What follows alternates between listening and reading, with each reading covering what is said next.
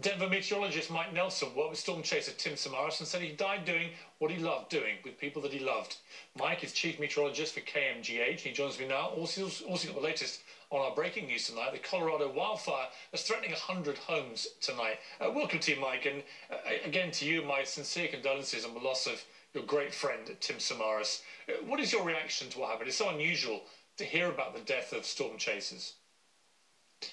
Well, Tim was probably the most brilliant and most cautious storm chaser out there, and that's what makes this particularly unusual, because within the storm chasing community, especially after the movie Twister came out and the recent Storm Chaser series, there have been a lot of people that have gone out and decided they wanted to become storm chasers. I've known Tim for over 2 decades. He's been doing this long before it was popular, and he was extremely cautious. He looked at every storm, called off chases if he determined that it was too dangerous.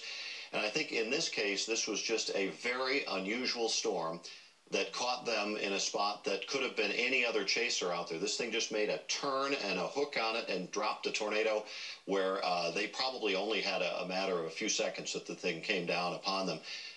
They earlier had mentioned that they had deployed these special probes, and so even to the last, they were putting out the research instruments. They didn't do this just to be cowboys. They did this to save lives. And I think they probably have saved hundreds of lives by improved warnings and better structures that are built to withstand the pressures and forces from tornadoes. Mike Nelson, stay with me. I want to bring in CNN's Chad Myers now. He was in Oklahoma when that big twister struck on Friday and joins me now live from El Reno in Oklahoma.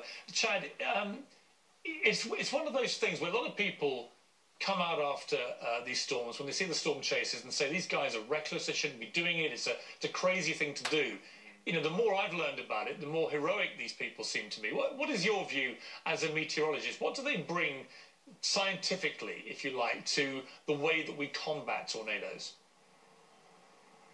Well, let me tell you, there's a 10% scientific community, there's a 10% meteorology community, and an 80% I want to go out and see something, get my adrenaline rush community that have no idea where the storm is. They don't have a radar in their car. They don't have any kind of Wi-Fi working on them, so they don't even know the direction. As this storm, as Mike said, as this storm turned hard left, I was 2 miles to its south. We kept driving to the east away from it thinking, okay, we're fine. But in fact, we weren't fine. It was only a half a mile at the time because it was a wide structure. As I drove around the area today, this damage was over a mile from one side to the other. And that was these little fingers that they were talking about. These tiny little extra vortexes that were coming around this multi-vortex large tornado, at least a mile in diameter for this big damage. And the F3 is easy. I can even see F4 damage with this storm. Weather Service is still looking at it, that's for sure. What these guys are doing for science is giving us 13 minutes lead time now compared to what was just maybe 4 to 7 minutes lead time 10 years ago. We know now what a storm will do. If it looks like that, then that. Because these guys went through it. Talked to Mike Ailes today. He was the first guy. He was the one really that they made this movie Twister about. He was the one that would drive into the storm to see how big the hail was so that they could get the radar right and say, okay, that's how big the hail is. If that, then that. And these chasers are heroic. You know, I think about, as I was listening to all the conversation today, think about if we didn't have fire jumpers. And you know, we may lose a fire jumper in the future. And you would say, why would he ever jump into a fire to put the fire out? That's because he wanted to save people. And that's the kind of man that Tim was. And Chad, on the subject of fires, I'm going to come back to Mike to talk about what's happening in Colorado, but there is this breaking story both in Colorado and California tonight. Tell me about the California part of this. 29,000 acres have gone up so far. How serious is it? Yeah.